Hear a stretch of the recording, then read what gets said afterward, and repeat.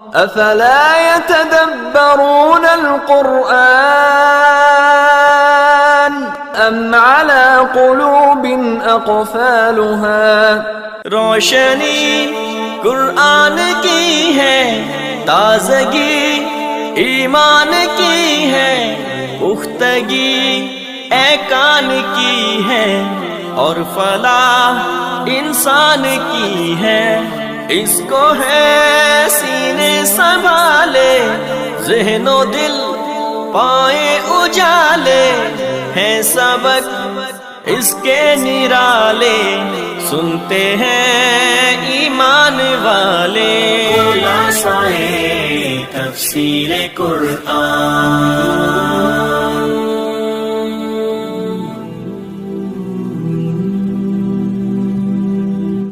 اعوذ باللہ من الشیطان الرجیم، بسم اللہ الرحمن الرحیم۔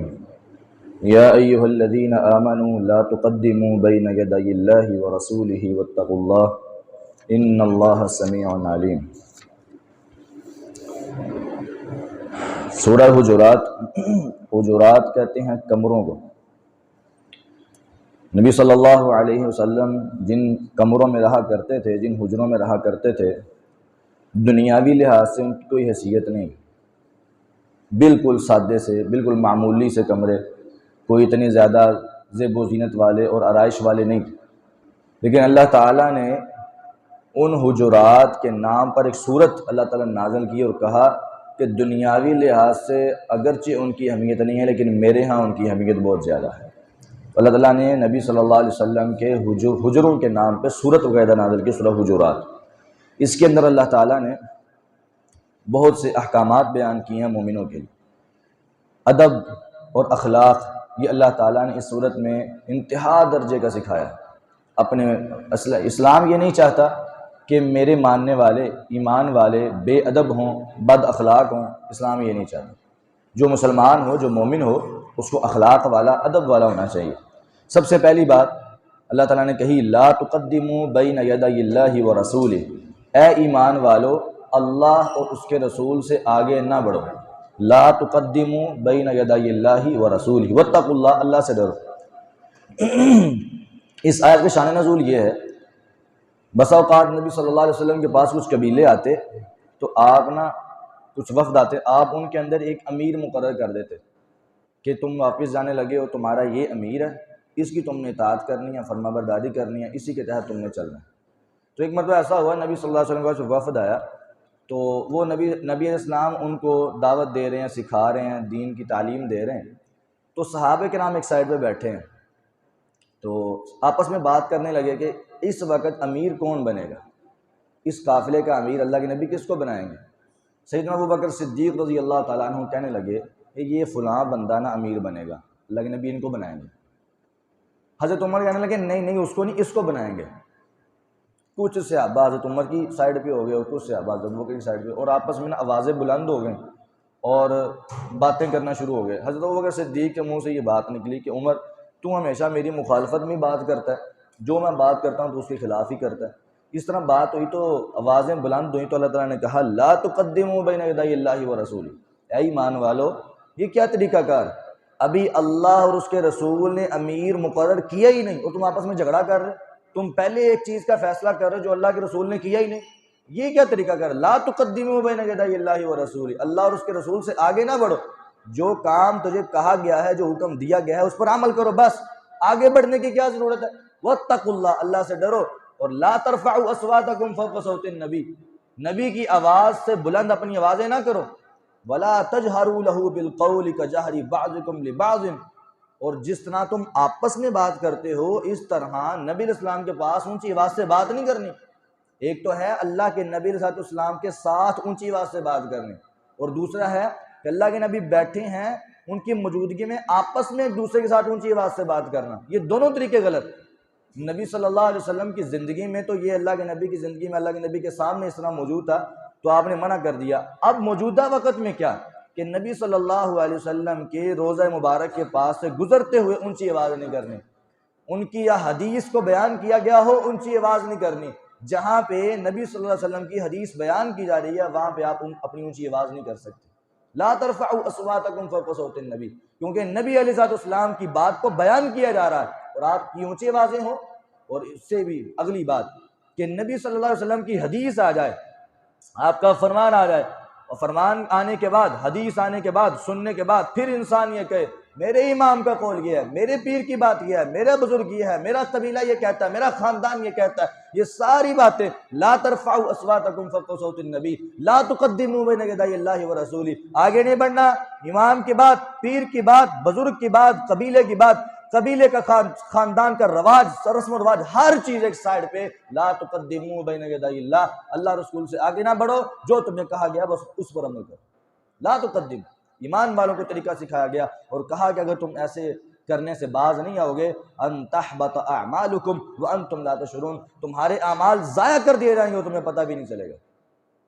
اور پھر کہا جب یہ بات ہوئی نا تو حضرت عمر رضی اللہ تعالیٰ عنہ، ان کی طبی طور پہ آواز بڑی اونچی تھی، ڈر گئے کہ یہ کیا ہوا، میری تو آواز طبی طور پہ بڑی اونچی ہے. تو اللہ کے رسول صلی اللہ علیہ وسلم کے سامنے نا اس طرح بات کرنے لگے، نبی صلی اللہ علیہ وسلم کو کہنا پڑا عمر اونچی بول، مجھے سمجھ نہیں آ رہی. اللہ تعالیٰ نے منع کیا نا اونچی آواز سے بات نہیں کرنی. تو صحابہ کرام بیان کرتے ہیں اتنی آہستہ آواز ہو گئی، اتنی آہستہ آواز.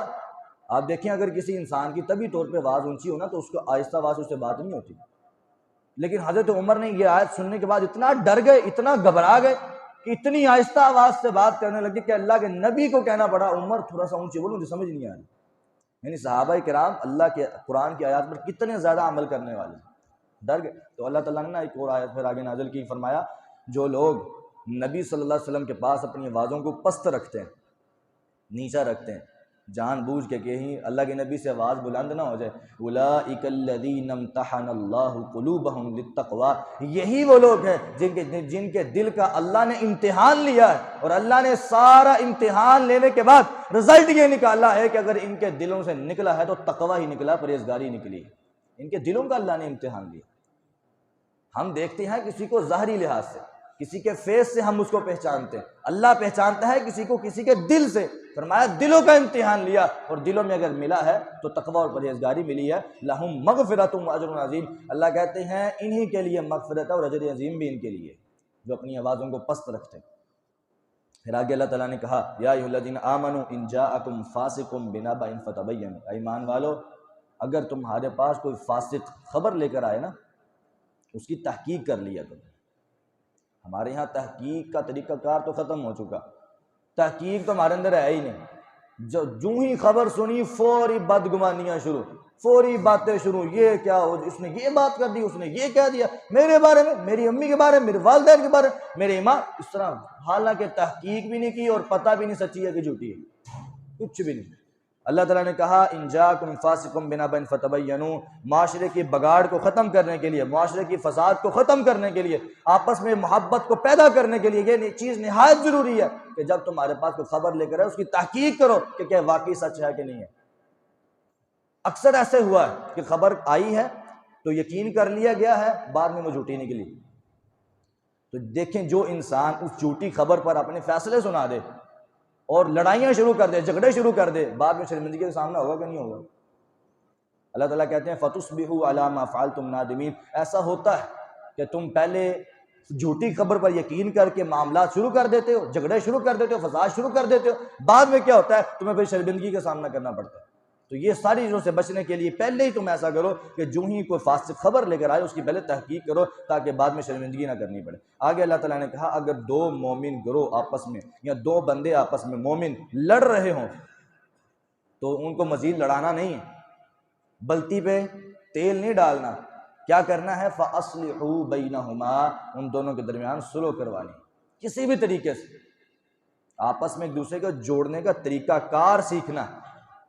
یہ نہیں ہے کہ بھئی دو لڑ رہے ہیں اور آگے تم کہو کہ نہیں وہ یہ واقعی ہے نہیں انہیں تیرے بارے یہ بھی کیا ہی یہ بھی کیا ہی، یہ کیا طریقہ کار.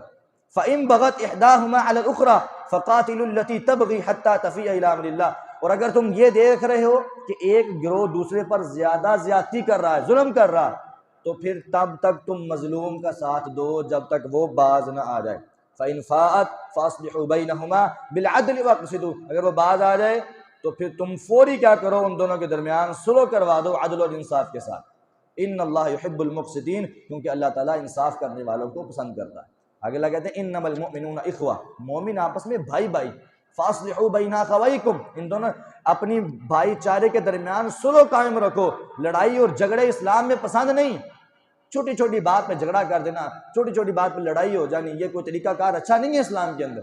صلح پسند کرتا ہے اسلام، صلہ رحمی پسند کرتا ہے، قطع رحمی کو نہیں پسند کرتا۔ اللہ کہتے ہیں واتقوا اللہ لعلکم ترحمون، اللہ سے ڈرو تاکہ تم پر رحم کیا جائے۔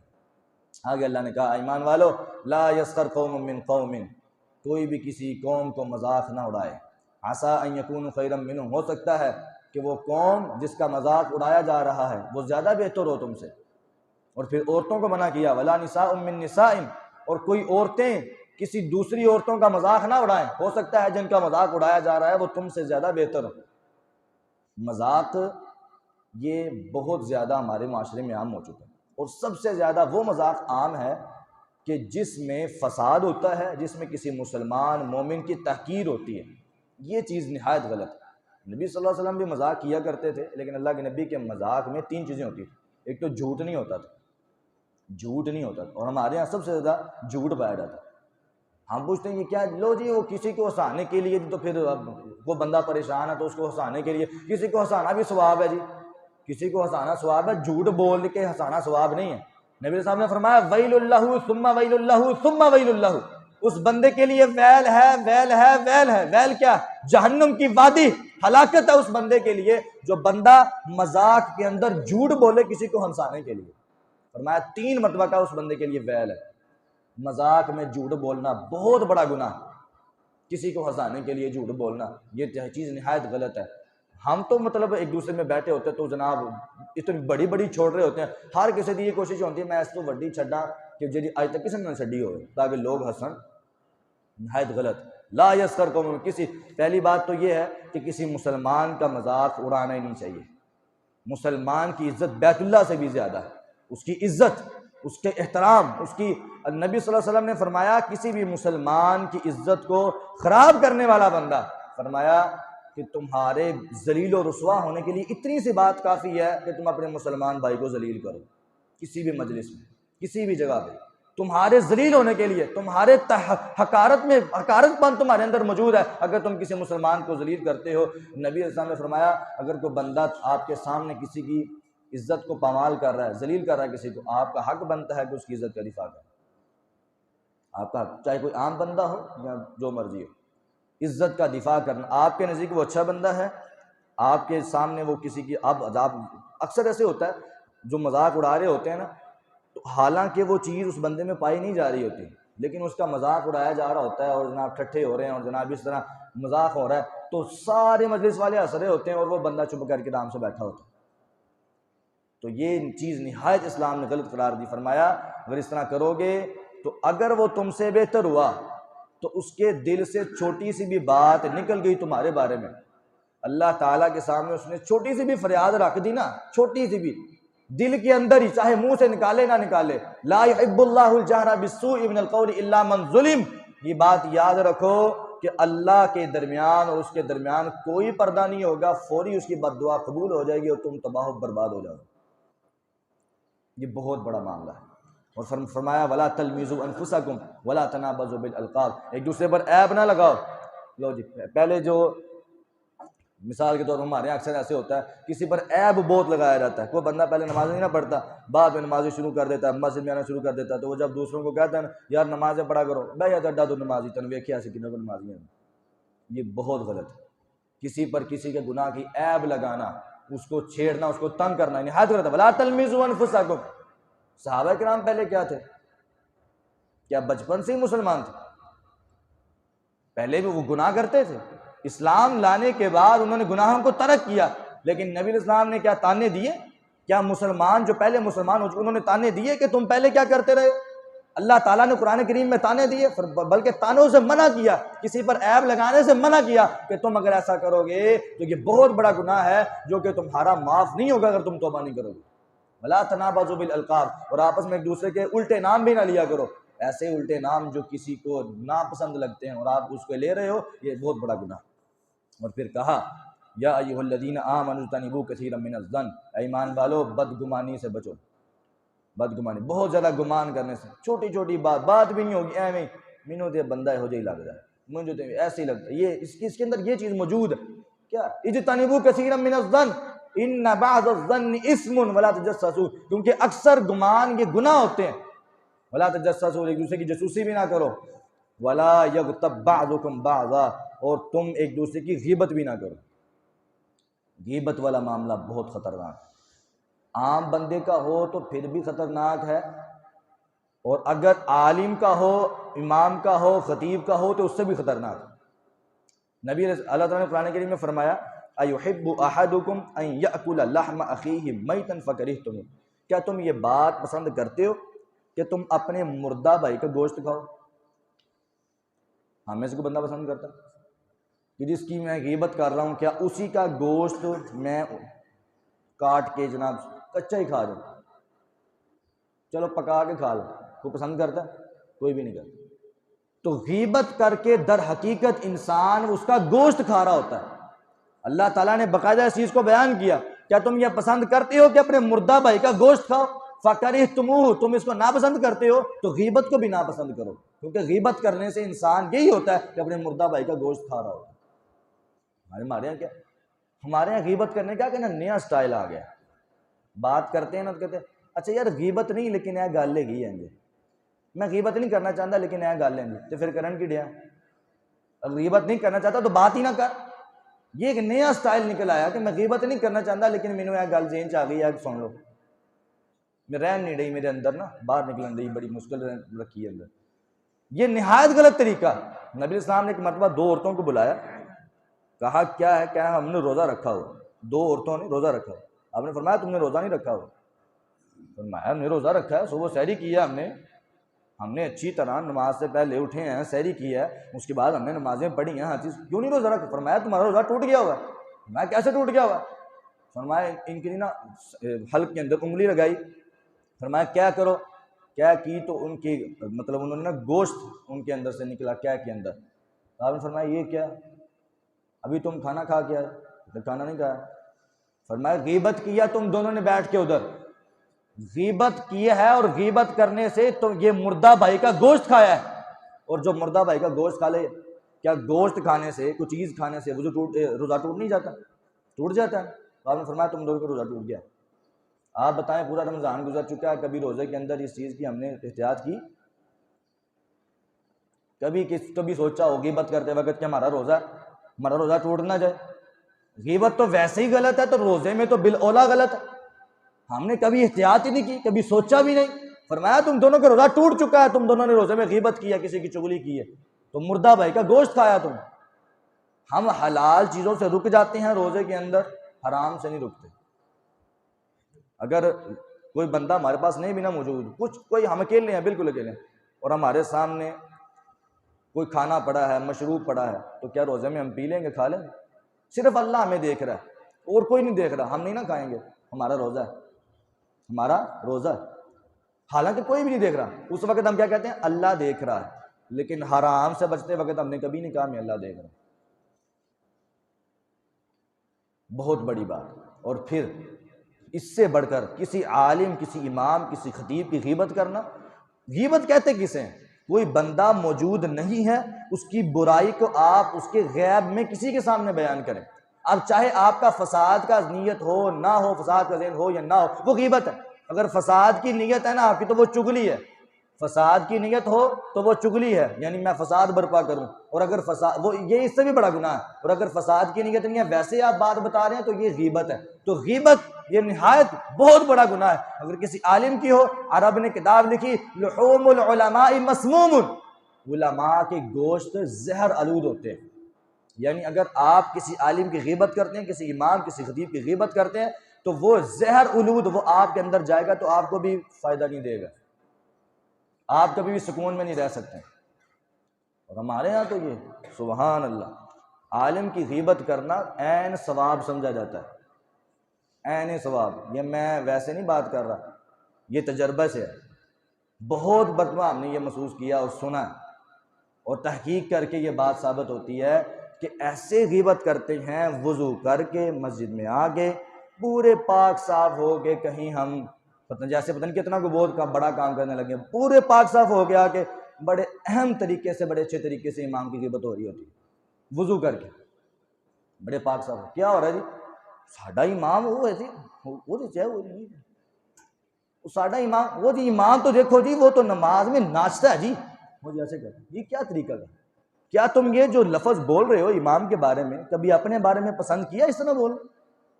وہ امام جس کے پیچھے نمازیں پڑھتے ہو، جس کی واضح و نصیحت پہ عمل کر کے اپنے آپ کو ٹھیک کرتے ہو، اس کے بارے میں اس طرح کے الفاظ؟ شرم نہیں آتی ہے؟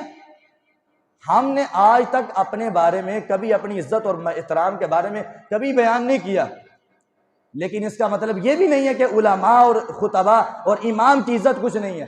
نبی صلی اللہ علیہ وسلم کے دور میں آپ نے فرمایا تمہارے اوپر علماء کی، اماموں کی، خطیبوں کی عزت ایسے ہے جیسے میری تمہارے سامنے۔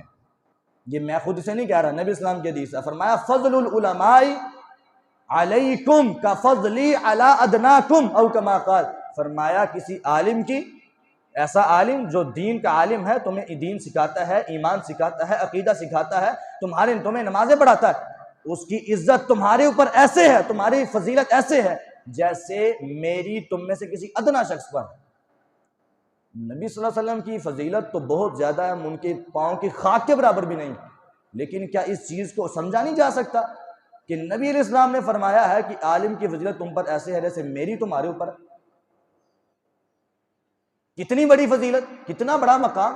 فرمایا تم میں سے ہر بندہ ساری رات سویا رہے، ساری رات سویا رہے، ساری رات، اور پھر کوئی عبادت نہ کرے، اس کا کوئی مسئلہ نہیں، لیکن اگر ایک عالم بندہ ساری رات سویا رہے، ذرہ برابر عبادت نہ کرے، ایک نفل نہ پڑھے، ایک ذکر نہ کرے، اور تم میں سے ایک بندہ ساری رات سجدے میں پڑا رہے، عبادت کرتا رہے، پھر بھی ایک عالم کے برابر نہیں ہو سکتا۔ یہ حدیث ہے، اپنی طرف سے نہیں کہہ رہا۔ اتنی فضیلت اللہ کے نبی نے بیان کی، اور ہمارے ہاں کیا؟ اللہ نے فرمایا انما یخشی اللہ من عبادہ العلماء، اللہ تعالیٰ سے در حقیقت ڈرنے والے کون ہیں؟ علماء ہیں۔ در حقیقت اللہ تعالیٰ سے ڈرنے والے عالم ہوتے۔ جب اللہ نے اس چیز کو بیان کیا، اور ہمارے ہاں ہمارے دل میں کتنی کو عزت ہے اپنے امام صاحب کی، کتنی کو عزت ہے اپنے خطیب صاحب کی، ذرا سا 1 منٹ لیٹ ہو جائے تو ہم تو جناب کھڑے ہو جاتے ہیں، ہنگامہ کھڑا کر دیتے ہیں، انہوں پتہ نہیں ٹائم دا۔ یہ کیا طریقہ کار؟ عزت، احترام، ادب۔ ہم تو آپ لوگوں کو آپس میں ادب کرنا سکھاتے ہیں، تو کیا آپس میں جب ادب کرنا سیکھیں گے تو عالم کے ساتھ، امام کے ساتھ بات کرنے میں کوئی ادب نہیں، کوئی احترام نہیں دیکھنا سامنے کون میرا امام ہے، میرا خطیب ہے، میرا یہاں پہ مسجد میں عالم ہے جس سے میں دین سیکھتا ہوں، ایمان سیکھتا ہوں، عقیدہ سیکھتا ہوں، اور اس کے پیچھے میں نمازیں پڑھتا ہوں، اس کے پیچھے نمازیں پڑھتا ہوں تو میری نمازیں قبول ہوتی ہیں، اللہ تعالیٰ میری نمازیں قبول کرتا ہے، اور مجھے ایک نماز سے 27 نمازوں کے درجے برابر ثواب ملتا ہے۔ کیا اس کے بارے میں غیبت کر رہا ہوں؟ اگر تجھے کوئی زیادہ بھی مسئلہ ہے تو اس امام کے ساتھ جا کے بات کر کہ آپ کے اندر یہ خامی ہے، اس کو ٹھیک کریں، وہ غیبت نہیں ہوگی، وہ بالکل ٹھیک ہوگا۔ لیکن اگر امام کی کوئی غلطی، کوئی عیب آپ امام کی غیر موجودگی میں کسی کے سامنے بیان کرتے ہیں، بہت بڑا گناہ، اور کبھی بھی آپ سکون میں نہیں رہ سکتے۔ اس میں اگر میں بھی کسی عالم کی غیبت کرتا ہوں، میں بھی اس میں شامل ہوں۔ اللہ تعالیٰ اگر میں کرتا ہوں مجھے ہدایت دے، آپ کرتے ہیں تو آپ کو ہدایت دے۔ ہمیں علماء کی، خطباء کی، ائمہ کی اللہ تعالیٰ عزت کرنے کی توفیق عطا فرمائے، اور ان کی غیبت سے ہمیں بچائے، آپس میں بھی غیبت کرنے سے بچائے، اور علماء کا عزت و احترام کرنے کی توفیق عطا فرمائے۔ یہ علماء، یہ دین کا سرمایہ۔ نبی علیہ السلام نے فرمایا ان العلماء ورثۃ الانبیاء، علماء ہی انبیاء کے وارث۔ جب اللہ تعالیٰ نے اور نبی علیہ السلام نے علماء کو بلند کیا ہے، ان کی عزت کو بیان کیا، ہمیں بھی سمجھنا چاہیے، ہر چیز ہمیں غور کرنی چاہیے، آپس میں ایک دوسرے کا ادب بھی کریں، احترام بھی کریں۔ فرمایا من لم یوقر کبیرنا ومن لم یرحم صغیرنا فلیس منا، جو بندہ بڑے کی عزت نہیں کرتا، چھوٹے پر رحم نہیں کرتا، وہ بندہ ہم میں سے ہے ہی نہیں۔ اب وہ بڑا علم کے لحاظ سے ہو یا عمر کے لحاظ سے ہو، ہم آپ کو جو بڑے ہیں عمر کے لحاظ سے ان کی عزت کرنا سکھاتے ہیں، ان کا ادب کرنا سکھاتے ہیں، اور ہم خود بھی انشاءاللہ کوشش کرتے ہیں کہ اپنے بڑوں کا احترام کریں۔ کوئی کمی کوتاہی ہو تو اللہ تعالیٰ معاف کرنے والا ہے، انشاءاللہ ہم معافی مانگتے ہیں، اللہ تعالیٰ ہم سے کوئی کمی کوتاہی ہوگی تو ہمیں معاف کرے، لیکن چاہے وہ بڑا علم کے لحاظ سے ہو یا عمر کے لحاظ سے، اس کی عزت اور اس کا احترام واجب ہے، ہم سب پر واجب۔ مجھ پر آپ کا احترام واجب ہے، آپ کے اوپر میرا احترام واجب۔ اللہ تعالیٰ ہمیں سب کو ایک دوسرے کا احترام، عزت، مقام سمجھنے کی توفیق عطا فرمائے۔ یہ سارے آداب یہ ہمارے لیے ہیں، ہم نے ان کو سیکھنا ہے اور اس پر عمل کرنا ہے۔ یہ قرآن کریم میں اللہ تعالیٰ نے باقاعدہ ان چیزوں کو بیان کیا، تو اللہ تعالیٰ ہمیں سمجھنے کی توفیق عطا فرمائے۔ سارا رمضان تقریباً گزر چکا ہے، ہم نے قرآن سنا ہے اور سنایا بھی ہے۔ اللہ تعالیٰ ہمیں عمل کی توفیق عطا فرمائے، اور ہمارا قرآن پڑھنا اور آپ سب احباب کا سننا اللہ اپنی بارگاہ میں قبول و منظور فرمائے۔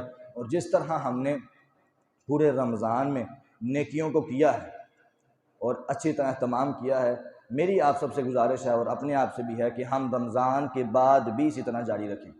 رمضان کے بعد مسجدوں کا ویران ہو جانا اور خالی ہو جانا یہ اچھی بات نہیں۔ ہم نے جس طرح رمضان میں اہتمام کیا ہے، ماشاءاللہ فجر میں کافی حد تک نمازی ماشاءاللہ 2 صفیں تقریباً ہو جاتی ہیں، تو اسی طرح اگر رمضان کے بعد بھی ہو تو کتنا مزہ آ جائے۔ نبی علیہ السلام نے فرمایا تھا خیر الاعمال اللہ ادومها وان قل، بہترین عمل یہ نہیں ہے ایک دن کرو بعد میں چھوڑ دو، ایک مہینہ کرو بعد میں چھوڑ دو، ایک سال کرو بعد میں چھوڑ دو، ایسا نہیں۔ فرمایا خیر الاعمال اللہ ادومها، بہترین عمل اللہ تعالیٰ کے ہاں یہ ہے کہ جس میں انسان کی ہمیشگی ہو، ہمیشہ کرے، وان قل، چاہے وہ تھوڑا ہی کیوں نہ ہو۔ ہمیشگی والا عمل اللہ کو تو پسند ہے۔ اگر انسان ایک دن کرتا ہے، 2 دن چھوڑتا ہے، پھر ایک دن کرتا ہے، یہ چیز اللہ تعالیٰ کو پسند نہیں۔ ہمیشگی والا عمل پسند ہے، چاہے وہ تھوڑا ہی ہو۔ تو رمضان میں جن نیکیوں کو آپ نے شروع کیا ہے، جو آپ کی ترتیب سے ہو رہی ہیں، ان کو جاری رکھیں، اور رمضان کے بعد بھی اس چیز کو کرتے رہیں۔ اگر کسی نے قرآن کو شروع کیا ہے، وہ رمضان کے بعد بھی جاری رکھے۔ قرآن کریم زیادہ سے زیادہ مدت اللہ نبی نے 1 مہینہ بتائی ہے، 1 مہینے تک قرآن کو مکمل کر دینا چاہیے، یہ زیادہ سے زیادہ مدت ہے، اس سے زیادہ نہیں ہے ثابت پوری شریعت میں، مجھے تو نہیں پتا، واللہ عالم۔ تو اس لیے ہمیں بھی چاہیے کہ ہم زیادہ سے زیادہ مدت 1 مہینے میں قرآن کو مکمل کریں۔ اللہ تعالیٰ ہمیں اس کی توفیق دے۔ 1 پارہ کو زیادہ نہیں ہے، اس کی ترتیب بنا لی جائے نا، صبح فجر کے ٹائم تھوڑا، پھر ظہر کے ٹائم، پھر عصر کے ٹائم، مغرب کے ٹائم، عشاء کے ٹائم، نمازوں کے ساتھ اس کی ترتیب بنا لی جائے، ایک پاؤ یا پاؤ سے بھی 1 صفحہ کم پڑھیں نا، تو انشاءاللہ 1 دن میں پارہ مکمل ہو جاتا ہے۔